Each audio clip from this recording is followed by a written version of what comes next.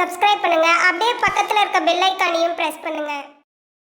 இன்றைய பதிவானது சுக்கிர பெயர்ச்சி பலன்கள். இந்த சுக்கிரன் என்பது பொதுவாக சொகுசுக்கு காரகன், வண்டி வாகனத்துக்கு அதிபதி, அதே சமயத்தில் கலத்திர காரகன், திருமண ஸ்தானத்தின் அதிபதி தான் இந்த சுக்கிர பகவான். ஸோ அப்பேற்பட்ட அந்த சுக்கிரனுடைய பெயர்ச்சியானது வருகின்ற 29/6/2025 அன்று அந்த சுக்கிர பகவான் மேச மனையிலிருந்து ரிஷப மனைக்கு பயிற்சியாகிறார். அதாவது கால சக்கரத்தினுடைய 2வது வீடான தனம், குடும்பம், வாக்குஸ்தானத்துல போய் அமர இருக்கிறார்.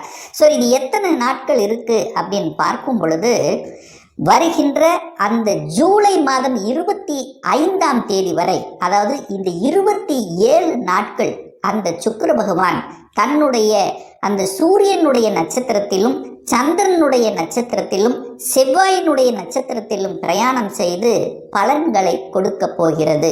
அந்த சுக்கிர பயிற்சியால் இந்த 12 ராசிகளுக்கும் என்ன பலன் என்பதை டீட்டெயிலாக இந்த பதிவில் நம்ம பார்க்க போகிறோம். அதற்கு முன்னால் நம்முடைய சேனலை நீங்கள் ஃபர்ஸ்ட் டைம் பார்ப்பவர்கள் என்றால் மறக்காம சப்ஸ்கிரைப் பண்ணிக்கிங்க. மகர ராசி அன்பர்களே, சுக்கிர பயிற்சியால் என்ன பலன், எப்படி இருக்கும்? உத்திராடம் 2, 3, 4 நட்சத்திர பாதங்களையும், திருவோணம் 1, 2, 3, 4 நட்சத்திர பாதங்களையும், அவிட்டம் 1, 2 ஆக இந்த 9 நட்சத்திர பாதத்தில் பிறந்தவர்கள் தான் இந்த மகர ராசி அன்பர்கள்.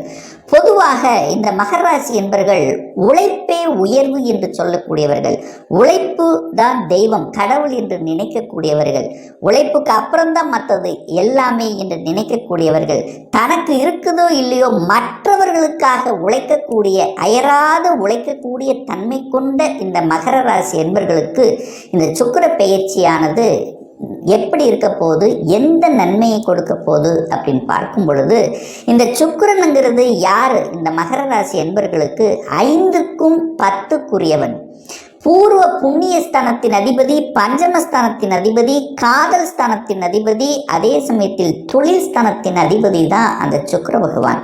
அந்த சுக்கிரனுங்கிறது மகர ராசி என்பவர்களுக்கு ராஜ யோகத்தை தரக்கூடியவன் தான் சுக்கிரன். அப்போ சுக்கிரன் நல்லது நடக்கக்கூடிய தன்மைங்கிறது இயல்பாகவே இந்த மகர ராசிக்கு அமையும். ஸோ அப்பேற்பட்ட சுக்கிர பகவானானது இதுவரை 4ஆம் இடம் என்று சொல்லக்கூடிய சுகஸ்தானத்திலிருந்து இப்போ 5ஆம் இடம் என்று சொல்லக்கூடிய பூர்வ புண்ணிய ஸ்தானத்துக்கு பயிற்சியாகிறார். அப்போ 5ஆம் இடத்தில் சுக்கிர பகவான் ஆட்சி பலத்தோட வலிமையாக இருந்து பலனை கொடுக்க போகிறார். 5ஆம் அதிபதி 5ஆம் இடத்திலேயே ஆட்சி பலத்தோட வலிமையாக, ஸ்தான பலத்தோட வலிமையாக இருந்து பலனை கொடுக்க போகிறார். அப்போ 5ங்கிறது ஒரு அதிர்ஷ்ட ஸ்தானமா இல்லையா, கடவுளினுடைய ஸ்தானம் அப்படின்னு சொல்லுவோம். அப்போ 5ஆம் இடத்தில் பூர்வீகம் இருக்கிறது, பூர்வீகத்தை பற்றிய சிந்தனைகள் இருக்கு, உங்க சொந்த ஊருக்கு நீங்க சென்று வரக்கூடிய பாக்கியம் இருக்கு. எங்கேயோ வெளிநாட்டில், எங்கேயோ வெளியிடத்தில் இருந்தாலும் இந்த காலகட்டத்தில் பூர்வீகத்துக்கு சென்று அங்கே ஒரு நட்பெயர் எடுக்கக்கூடிய தன்மைங்கிறது இருக்கிறது. அப்போ பூர்வீகம் சார்ந்த விஷயத்திலிருந்து வந்த பிரச்சனைகளை களைவதற்கு இது ஒரு உகந்த பயிற்சியாகவே இருக்கும். ஏன்னா நிறைய இந்த மகர ராசி என்பவர்களுக்கு இந்த சொத்து பிரச்சனை, பாக பிரச்சனை, அண்ணன் தம்பி, அக்கா தங்கச்சி, இந்த மாதிரி சின்ன சின்ன பிரச்சனைகள் இருந்தாலும் இந்த காலகட்டத்தில் தீர்வு கிடைக்கக்கூடிய ஒரு காலகட்டமாக இந்த மகரத்துக்கு நிச்சயமாக அமையும். அதே சமயத்தில் 5ஆம் இடம் என்பது குலதெய்வம். அந்த குலதெய்வத்தினுடைய அருளாசி பரிபூர்ணமாக இருக்கிறது அப்படின்னு நான் எடுத்துக்குவேன். அப்போ குலதெய்வ வழிபாடு, கோயில் திருப்பணிகள் தன்னை ஈடுபடுத்தி கொள்வது, அதற்காக முன்னின்று நடத்துவது, இது எல்லாமே சிறப்பு பெறக்கூடிய ஒரு காலகட்டம். 5ஆம் இடம் என்பது குழந்தையை குறிக்கக்கூடிய அமைப்பு. அந்த குழந்தைகள் நன்றாக இருக்க போகிறார்கள். ஏன்னா 5க்குரியவன் வலிமை பெறுகின்ற காரணம். அப்போ குழந்தைகள் தன் ஆசைப்பட்ட விஷயத்தை அடைய போகிறது, படிப்பு நன்றாக இருக்க போகிறது, நல்லா படிக்க போகுது, ஆசைப்பட்ட கோர்ஸ் ஜாயின் பண்ண போறாங்க. அப்போ படிப்பு சார்ந்த விஷயத்தில் அனுகூலத்தை தரக்கூடிய ஒரு அற்புதமான ஒரு காலகட்டம். குழந்தை பாக்கியத்தில் இருக்கின்றவர்கள், குழந்தை பாக்கியத்தில் தடை ஏற்படுத்தி கொண்டிருந்தவர்களுக்கெல்லாம் இப்போ ஒரு பொற்காலம் அப்படின்னு சொல்லுவேன். ஸோ இந்த காலகட்டம், அதாவது குறிப்பாக சொல்லப்போனால் 29/6/2025 இருக்கக்கூடிய ஒரு 27 நாட்கள், அதாவது ஜூலை மாதம் 25ஆம் தேதி வரை பார்த்தீங்கன்னா 5க்குரியவன் 5லேயே வலுப்பெற்றிருக்கக்கூடிய காலகட்டம். குழந்தை பாக்கியம் நிச்சயமாக உண்டு அப்படின்னு தான் சொல்லுவேன் இந்த காலகட்டத்தில். அப்போ ஒரு புதிய உறவுங்கிறது உங்கள் வீட்டுக்கு வரப்போகிறது. அந்த உறவுனால ஒரு நல்ல சந்தோஷம், மனமகிழ்ச்சிங்கிறது உங்களுக்கு இருக்க போகுது. ஒரு திருமணம் நடக்கும்போது ஒரு மிகப்பெரிய சந்தோஷம், ஒரு குழந்தைக்கு பிறக்கும்போது அதை விட ஒரு சந்தோஷம். ஸோ இந்த மாதிரி ஒரு சந்தோஷத்தை கொடுக்கக்கூடிய அமைப்பு இந்த காலகட்டம் உண்டு. ஏன்னா சுக்கிரன் தான் சுகபோகத்துக்கு காரகர்த்தமாக இருக்கக்கூடியவர். ஸோ அவருடைய அந்த ஆட்சி பலமோட ஸ்தான பலத்தோடு இருக்கக்கூடிய இந்த காலகட்டம் மகரத்துக்கு நன்மை பெற காத்து கொண்டு இருக்கிறது.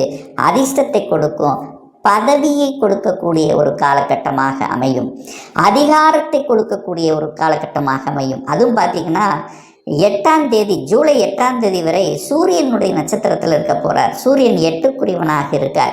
அப்போ என்ன, திடீர் அதிர்ஷ்ட வாய்ப்புகள் அந்த காலகட்டத்தில் உங்களுக்கு நிச்சயமாக உண்டு. எதிர்பாராத விதத்தில் மாற்றங்களை சந்திக்கக்கூடிய, அரசாங்கத்தில் இருக்கிறவங்க திடீர்னு ஒரு டிரான்ஸ்ஃபர் கிடைக்கும். ஸோ ஒரு வலியுடன் கூடிய ஒரு டிரான்ஸ்ஃபர், வலியுடன் கூடிய ஒரு ப்ரமோஷன், இப்படி நம்ம எடுத்துக்கலாம். ஸோ அப்போ ப்ரமோஷன் திடீர் என்று கிடைக்கும். அப்போ திடீர் அதிர்ஷ்டம் தானே அந்த டைமு. ஸோ அதெல்லாம் நீங்கள் எதிர்பார்க்கக்கூடிய ஒரு காலகட்டமாக அமையும். அரசாங்க ஒப்பந்தங்கள் கிடைக்கும். வெளியூருக்கு போகக்கூடிய வாய்ப்புகள், சந்தர்ப்பங்களை உருவாக்கும்.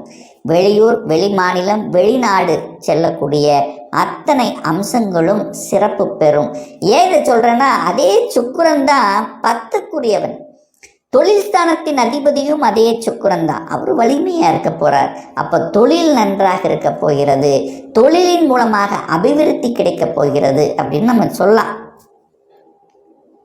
10க்குரியவன் வலுப்பெறாருல்லவா, அப்போ 10க்குரியவன் வலுப்பெறும்போது 10ங்கிறது தொழில் அல்லவா, அப்போ தொழில் நல்லது நடந்தே ஆக வேண்டும் அல்லவா. அப்போ ஒரு முயற்சிங்கிறது உங்களுக்கு பலிதமாகக்கூடிய அமைப்பு, புதிய புதிய ஒப்பந்தங்கள் கிடைக்கும். ஒரு லோன் வாங்கி இன்னொரு அதாவது ஒரு விரிவுபடுத்துவதற்கான அத்தனை முயற்சிகளும் இருக்கும். 10ஆம் இடம் என்பது பட்டம், பதவி, கௌரவம், புகழ் அப்படின்னு சொல்லக்கூடிய இடம் அல்லவா.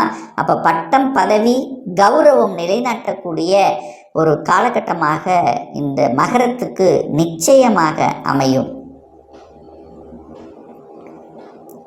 அடுத்து பாருங்க, சுக்கிர பகவான் சந்திரனுடைய நட்சத்திர சாரத்தில் பிரயாணம் பண்ணுறார். எது வரைக்கும்னா ஜூலை 20ஆம் தேதி வரை. ஸோ அந்த காலகட்டத்தில் உங்களுடைய சந்திரனுங்கிறது மனதுக்கு காரகன். உங்கள் மன ஆசைகளை அத்தனையும் நிறைவேற்றி கொள்ளக்கூடிய ஒரு காலகட்டமாக அமையும். மனம் சம்பந்தப்பட்ட உங்கள் ஆசைகள், அபிலாசைகள் தீரக்கூடிய தன்மை, தாயினுடைய சார்ந்த விஷயங்கள், தாய் சம்பந்தப்பட்ட, தாய் வர்க்கம் ரீதியாக இருந்து வந்த பிரச்சனைகள், இதெல்லாம் களைய போகிற டைமு. அல்லது தாயினுடைய சொத்துக்கள் உங்களுக்கு வரும். தாய்க்கு உங்களுக்குள்ள ஒரு பாண்டு அதிகமாகக்கூடிய தன்மை. ஏற்கனவே சின்ன சின்ன கருத்து வேறுபாடு இருந்தாலும் அந்த பீரியடில் சால்வ் பண்ணக்கூடிய வாய்ப்புகள், சந்தர்ப்பங்கள்.